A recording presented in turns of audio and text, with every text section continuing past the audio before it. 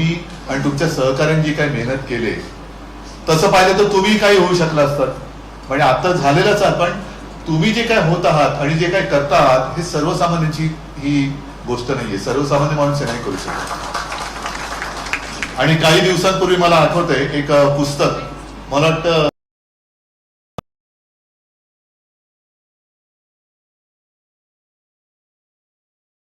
आणि त्याच्यात असं आहे की का पचत नाहीत प्रबोधनकार, का पचत नाहीत. आणि मग अर्थात मी होतो, पवार साहेब होते, आम्हाला बोलायला सांगितलं. म्हटलं का पचत नाहीत प्रबोधनकार, ह्याचं कारण जर शोधायचं असेल तर आधी प्रबोधनकार कसे झाले हे समजून घेणे गरजेचं आहे. आणि ते प्रबोधनकार होऊ शकले याचं कारण त्याने जिंकायचं काहीच नव्हतं आणि काही हरण्याची भीतीच नव्हती, हरण्यासारखं काही नव्हतं आणि जिंकायचंही काही नव्हतं, म्हणून ते प्रबोधनकार झाले. त्यांना जर काही निवडणूक लढायची असती आणि त्यांच्या डोक्यात जर काही असतं तर ते प्रबोधनकार झालेच नसते, प्रबोधनकार झाले नसते. जेव्हा एखाद्याला दाखायचंय काहीतरी, म्हणजे तुमच्या समोर यायच्या आधी मी बऱ्याच दिवसांनी पुण्यात आलो, कार्यकर्त्यांना भेटलो, वार्तालाप झाला, सगळं झालं.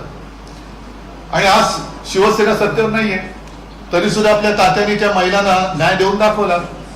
ज्यांचं कर्ज म्हणजे कर्जबाजारी झाल्या होत्या, न्यायालयात जाऊन सुद्धा त्यांना दाद मिळत नव्हती, ते आपल्या तात्यांनी करून दाखवलं. ही शिवसेनेची ताकद आहे. शिवसेना केवळ सत्तेसाठी जन्माला नाही आलेली. मला आठवत आहे की जेव्हा युती सरकार होतं त्यावेळेला ते इंद्रजित गुप्ता गृहमंत्री ते आले होते राजभवनाला आणि बाळासाहेबांना त्यांनी सांगितलं होतं की भेटाल का, तर भेटायला गेले. मी बाजूला बसलो होतो आणि असा तो माणूस त्यांनी सगळं सांगितलं आणि मग बाळासाहेबांनी त्यांच्या तोंडावर सांगितलं तुम्ही काय कराल, जास्तीत जास्त माझं सरकार बरखास्त कराल ना, करा म्हणे. शिवसेना सत्तेसाठी जन्माला नाही आलेली, सत्ता शिवसेनेसाठी जन्माला आलेली आहे, तुम्ही करून दाखवा. तर हे काहीतरी आपण करत राहायचं, केवळ सत्ता प्राप्तीसाठी राजकारण नाही. आज तुम्ही जे करताय, काश्मीरच्या मुलांना, त्या सगळ्या समाजाला धीर देत आहेत, मणिपूरच्या मुलींना देत आहेत, आणखीन कोणाला देत आहेत, हे सगळं काम आहे आपलं. याच्यासाठी तर आयुष्य जगतोच. म्हणजे जगाच्या पाठीवरती असंच मी म्हणेन, म्हणजे असं मी काय खूप मोठी जगाची पाठ बघितली असेल तर भाग नाही, पण देशात जरी फिरलो, परदेशात जरी गेलो आणि कोणी काश्मीरी पंडित भेटला तर वयाने मोठा असेल तर तो मला मिठी मारतो आणि वयाने लहान असेल तर तो आजूबाजूला कोण बघतंय ना बघत ह्याची पर्वा न करता सरळ मला पाया पडतो. आणि दोघांचं वाक्य एकच असतं, हम बाला साहब को तो नहीं देख सके लेकिन आपके रूप में हम बाला साहब को देखते हैं. हे त्यांच्या मनात जी एक कृतज्ञता आहे ती फार थोड्या लोकांच्या मनात असते. कृतज्ञता बाळगणं आणि ती व्यक्त करणं हे काश्मीरी पंडित जे आहेत ते जगाच्या पाठीवर कुठेही असले आणि जेव्हा त्यांचा आमचा कधी संपर्क होतो तेव्हा ते त्यांची कृतज्ञता ही अशी व्यक्त करतात. तर असं आपण यांनी चाललेलो आहोत पुढे. आणि आता तुम्ही जे काय माझ्या काकांच्या नावाने स्टुडिओ जो उद्घाटन केलं, म्हणजे आमचा काका असतं तर कदाचित तुम्ही नाव दिलं तरी आला असतं की नाही सांगता येत नाही, असं तो जसं म्हणतात तसं होता तो काय तर. हा, आणि जर का प्रेम असेल तर कुठून लांब असेल, हे संजय इकडे, पण असा तो होता. त्याच्या एक सतत मनामध्ये काहीतरी एक संगीत चालू असायचं. आणि या संजयनी जो उल्लेख केला की शिवसेना प्रमुख आणि माझे काका हे राम लक्ष्मणाची जोडी, त्यावेळेला जेव्हा माझे आजोबा संयुक्त महाराष्ट्राच्या लढ्यात सेनापती बापट्टर होतेच, पण पहिले 5 जण जे होते त्या पहिल्या 5 जणात एक माझे आजोबा, आणि त्यांना हे राम लक्ष्मण अक्षरशः कार्टून असो आणखीन काही असेल तेव्हा मावळा नावाने कार्टून काढले जायचे, व्यंगचित्र काढायचे, लेख लिहायचे. ही तिथून जी सुरुवात झाली. मग मार्मिक साप्ताहिक सुरू झालं. मार्मिक साप्ताहिक सुरू झाल्यानंतर मी स्वतः बघितलेलं आहे, जे आपण म्हणतो ना जिथे कमी तिथे आम्ही. व्यंगचित्र काढायचं असेल तर माझे काका व्यंगचित्र काढायचे, लेख लिहायचं असेल तर लेख लिहायचे, सिनेप्रेक्षण एवढंच नाही. आता सगळं काय ते डीटीपी काय आलं ते निगवेकर काय म्हणतात ते, बरोबर ना, टाईप सेटिंग. हा, त्यावेळेला ते खिळे जोडायचे, खिळे जोडणी असायची.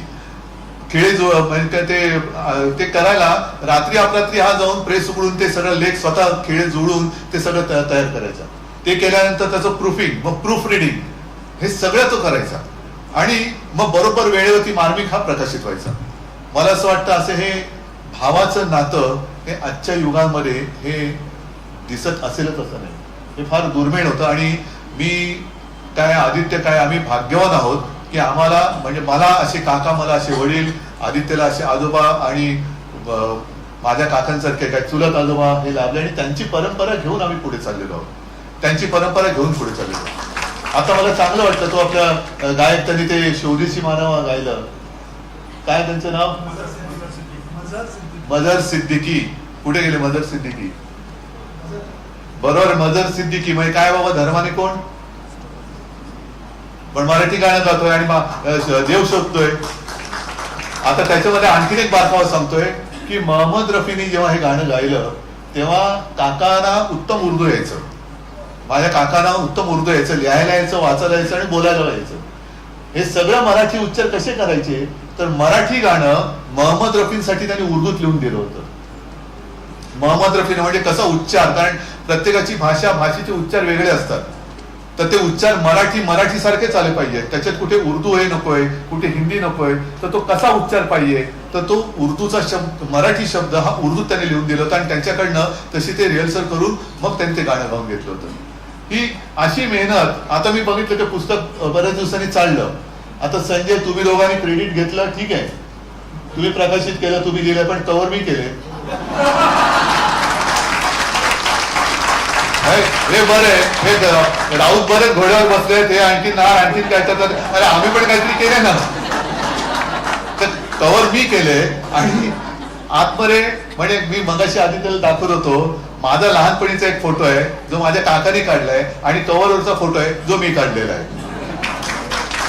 आणि हे पुस्तक चालताना मला त्या सगळ्या जुन्या आठवणी आल्या. मग त्या शोभा गुरतू, तू संजय म्हणालास, त्या यायच्या दादरच्या घरी, निर्मला देवी यायच्या, सुरेश वाडकर यायचे, हे सगळे, हे तेव्हा मी लहान असताना सगळं बघितलेलं, ह्या सगळ्या गोष्टी आहेत.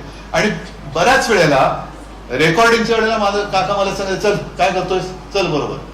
म्हणून मी तुम्हाला आत आल्यावर विचारलं ना की किती मोठा स्टुडिओ आहे, कारण तो जो स्टुडिओ असायचा ते व्हायोलिन म्हणजे 50 व्हायोलिन वाले, त्याच्यानंतर आणखीन काय असेल तर 5-50 ते.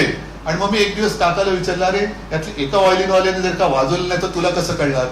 आणि तो जो माझ्यावर भडकला होता, म्हणजे कारण तो त्याला एक कान लागतो. आता समजा तुम्ही एवढे सगळेजण बसताय आणि सांगितलं जोरात टाळ्या वाजवा आणि नुसतं कोणीतरी नुसतं असं केलं, कळणार कसं. पण त्याला एक तो कान लागतो की एवढं सगळे सुरामध्ये कोणी काय वाजवायचं, कसं वाजवायचं, ह्या सगळ्या गोष्टी. हे आता मला वाटतं असे थोडंफार आले, कारण आता सगळं हे कीबोर्डवरती आलेलं आहे. म्हणजे चांगली गोष्ट आहे, नाही अशातला भाग नाही, पण तिथपासून इथपर्यंत आपला संगीताचा हा सगळा प्रवास. आणि मला खरंच समाधान आहे की ते सगळे, तो प्रवास आत्ताचा जरी मी बघत नसलो तेव्हाचा प्रवास मी पाहिलेला आहे. पण संजयजी, तुम्ही खरंच चांगलं काम करताय. त्यावेळेला तुम्ही सांगितलं की शिवसेना प्रमुखांनी काश्मीरच्या मुलांना कॉम्प्युटर दिले. आजही कोणाला काय पाहिजे असेल तर सांगा, बाळासाहेबांची 30 शिवसेना तुम्हाला पूर्ण ताकदीने मदत केल्याशिवाय. आणि सगळ्यांना मी धन्यवाद देतो. प्रेमाने तुम्ही आम्हाला बोलवलं आणि खास करून माझ्या काकाची आठवण तुम्ही जागवली, त्याच्याबद्दल मनापासून धन्यवाद देतो. जय हिंद, जय महाराष्ट्र.